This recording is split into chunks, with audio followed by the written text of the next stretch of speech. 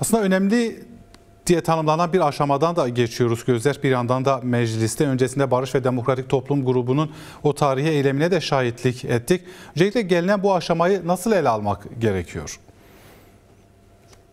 Elbette sanırım dünyadaki birçok örnekten farklı olarak çok tarihi bir eşikten geçiyoruz. Yani bir çatışma çözümünü ve bir demokratikleşme sürecini konuşulurken çok tarihi adımlar atarak yol aldık. Özellikle Barış ve Demokratik Toplum grubunun yaptığı açıklama, bu konudaki gösterdiği irade aslında dün çok hani çok tarihi bir tarihi bir anlam ifade etti.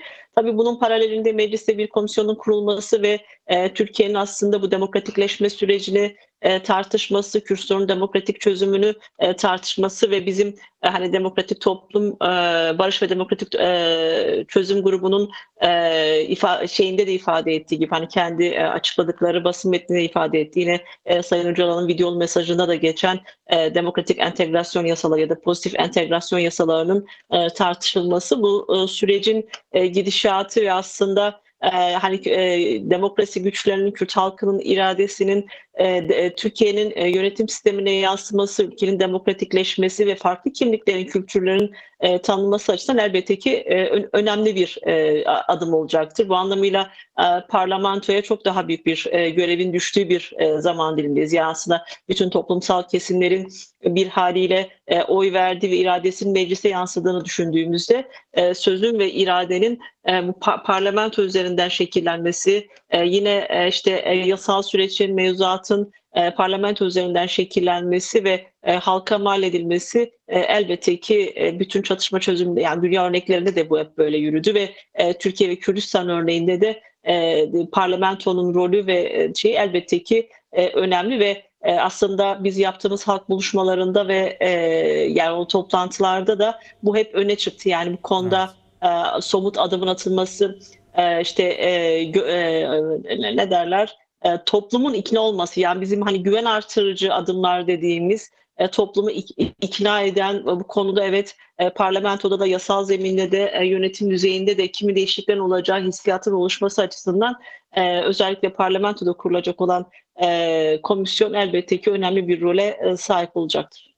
Tam da o komisyonla devam edelim isterseniz. Ankara'da gündem oldukça yoğun, böyle yoğun bir ziyaret trafiği de görebiliyoruz. Tüm bunların komisyona yönelik olduğu da aslında belirtiyor. Hem siyasi partilere yapılan ziyaretler var bir yandan. Bu komisyonun önemine dair neler söylemek istersiniz? Sizin de dikkat çektiğiniz demokratik entegrasyon, pozitif entegrasyon için nasıl bir noktada duracak bu komisyon?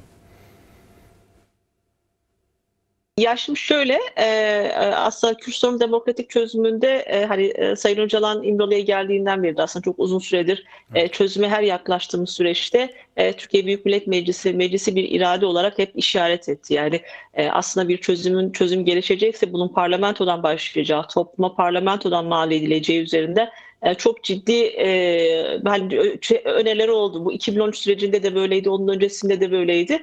Ama ilk defa bu kadar somut adımlar atılmaya başlandı. Yani hani bir çözüme yaklaştığımız bir zaman diliminde ya da çözümü konuştuğumuz, demokratikleşmeyi konuştuğumuz Türkiye'deki yasaların işte hani o pozitif entegrasyon yasalarının ya da Sayın Öcalan'ın kendi video mesajında ifade ettiği demokratik siyaset stratejisi ve bütüncül hukukun gelişmesi açısından parlamentodaki komisyon gerçekten önemli bir işleve sahip olacak. Yani aslında antidemokratik yasaların değiştirildiği, mağduriyetlere yol açan yasal düzenlemelerin düzenlendiği, değişmesi ve bunun parlamentoya yani hani bütün toplumsal kesimlere mal edilmesi, buradan Türkiye toplumlarına yayılması elbette ki önemli. Yani sürecin kalıcılığı, barışın kalıcılığı, yasal teminatların güvencenin oluşturulması, yasallığın oluşması çok önemli. Yani biraz hani iktidarın geçmiş karnesi bu konuda hep de facto uygulamalarla, çok yasal düzenlemelerle değil de de facto uygulamalarla devam ettiği için bu açıdan bir parlamento zemininde bir meclisin kurulması, bir komisyonun kurulması ve bunun faaliyet göstermesi elbette ki bu süreçteki önemli eşiklerden, önemli adımlardan bir tanesi olacaktır. Bağlantılı olarak DEM Parti olarak da yoğun bir mesai içerisindesiniz. Aslında yoğun çalışmalar devam ediyor. Belki halk toplantılarını da soracağız. Öncesinde dün parti meclisi toplantısı vardı. Öncesinden yansıyan bir bilgide partinizden genişletilmiş bir heyetin İmralı'ya gideceği yönünde de bir bilgi yansıdı. Hem bu PM toplantısında konuşulanlar hem de genişletilmiş heyete dair de sormak isteriz. Bu konuda sanırım henüz somut bir tarih yok. Bununla bağlantılı İmralı'da halen ziyaretlerin bir izinle gerçekleşiyor olmasını nasıl değerlendirirsiniz? Ya elbette şimdi sürecin önemli aktörlerinden biri Sayın Öcalan. Evet. Dolayısıyla özellikle çözüm ve alternatif perspektife sahip olan, yani bu konuda çok geniş bir çözüm ufkuna sahip olan aktör Sayın Öcalan'ın kendisi. Dolayısıyla Sayın Öcalan'ın görüşlerinin dış dünyayla, demokratik kamuoyuyla, aydınlarla, yazarlarla, gazetecilerle, siyasetçilerle buluşması elbette ki çok önemli. Kuşkusuz DEM Parti'nin bu süreçteki pozisyonu, hani çözümün gelişmesi, Kürt sorunun çözümündeki geçmişten bugüne hem sürecin topluma mal edilmesi, toplumsallaşması konusunda hem de yasal zemin oluşması konusunda çok önemli bir role sahip. Dolayısıyla biz hani DEM Parti olarak böylesi bir ziyareti gerçekleştirmeyi elbette isteriz, ama bu henüz hani tarihi ve takvimlendirilmiş bir durum değil, ama tekraren söylüyorum, sadece DEM Parti değil, aslında Türkiye'deki görüşmek isteyen, demokratik siyasetle ilgili olan, işte demokratik kamuoyuyla aydın yazarların, gazetecilerin görüşebileceği bir zemin oluşturmak lazım. Şöyle düşünün, bir çözüm süreci ilerliyor. Bir tarafta işte hani güçler dengesi açısından bile düşündüğümüzde bir tarafta her türlü imkana, işte basın, yayın, kamuoyuyla her türlü toplumun her kesimine çok rahat iletişim kurma imkanlarına sahip işte bir iktidar tarafı. Öbür tarafta ise işte bu sürecin önemli aktörü, çözüm gücü, iradesi ortaya koyan, sadece Türkiye'deki Kürtlerin değil, Orta Doğu'daki Kürtlerin yüzünün dönük olduğu, halkların yüzünün dönük olduğu bir liderin izinle görüşüyor olması elbette ki sürecin ruhuna aykırı.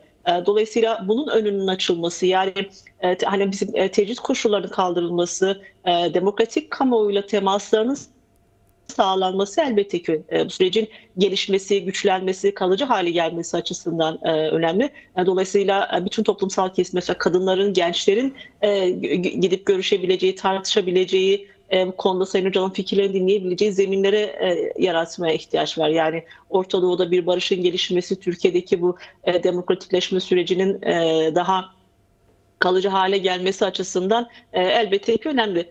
Tabii biz parti meclisimizde bu sürecin toplumsallaşmasını ve yürüttüğümüz çalışmaları çok kapsamlı bir şekilde değerlendirdik. Sonuç bildirgemizin bugün aslında muhtemelen birkaç basına yansıyacaktır. Yani parti meclisimizde bu konuda üzerine düşen tarihi sorumluluğun bilincinde ve farkında olarak yol alıyor. Yani sürecin kamuoyuna mal olması, toplumsal kesimlerin bu sürece yani dahil olması, bu sürecin bizim cephemizden nasıl değerlendirildiğini anlatan önemli bir misyona sahip. Bu konuda da hani bu tarihi sorumluluğu değerlendiren bir yerden parti meclisimiz kendisini şey yaptı.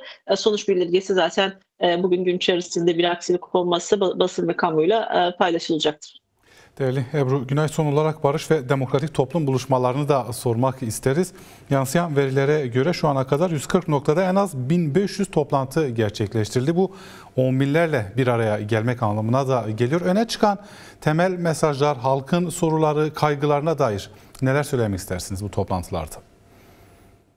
Yani dünkü parti meclisimizdeki güncel bir bilgi, yaklaşık 2000 toplantının Evet. gerçekleştirildiği ve bu toplantılara çok yoğun, hani bunların içerisinde ev ziyaretleri, mahalle toplantılarının, özgün kadın toplantılarının, kimi inanç gruplarının, işte farklı halkların kimlikleri, yani çok renkli bir buluşma halk buluşması şeyinden bahsediyoruz. Hem Türkiye cephesinde hem Kürdistan cephesinde hiç hani kent ayrımı gözetmeksizin gerçekleşen toplantılar. Elbette ki bu sürecin nasıl yürüdüğüne dair, sürecin neye evrileceği, demokratikleşmenin nasıl gelişeceğine dair çok ciddi bir merak da söz konusu bu konuda, ki hani sorular, merak edilenler ağırlıkta bu konuda. Tabii iktidarın hani geçmiş pratiklerinin toplumda yarattığı, bugüne kadar yaptıklarını yarattığı, aynı zamanda bir hani bir acaba bir kaygı da mutlaka var. Yani aslında Türkiye ve Kürdistan halkları da temkinli iyimserlik halindeler. Ama şunu çok net ifade edeyim, yani sürece dair özellikle Sayın Öcalan'ın sürece dahil olmasının yarattığı güveni bu halk toplantılarında çok ciddi görmek mümkün. Yani aslında Kürt halkının ve Türkiye halklarının Sayın Öcalan'a bu demokratikleşme süreçlerini, barış sürecini yönetme, perspektif verme, çözüm iradesi olma konusundaki güven bu konuda çok belirleyici, çok fark edilir bir şey. Yani hani ona duyulan güveni o toplantıların tamamında görmek mümkün.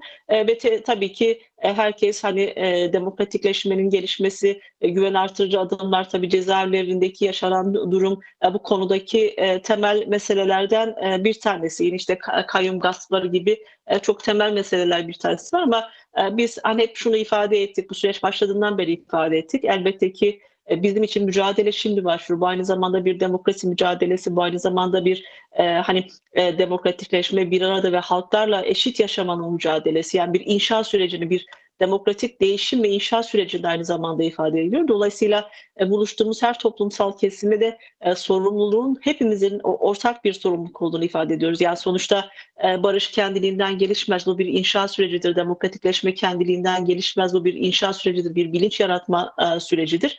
Ve bunu da hep birlikte gerçekleştireceğiz. Yani bu konuda bir kararlılık ve bir irade de aslında görülüyor. Yani toplumun kendisi aslında değişip dönüşmeye, demokratikleşmeye, adımlar atmaya hazır. Yani bu konuda ciddi bir şey var. Ne derler, bir irade beyanı yaptığımız bütün toplantılarda o ortaya çıktı. Elbette ki birlikte yeni eylem etkinliklerle, yeni şeylerle bunları daha da güçlendirmek ve en geniş cephede, en geniş hatta bu meseleyi tartışmak ve demokratikleşmeyi hayata geçirmek ve inşa etmek bizim için önemli elbette ki.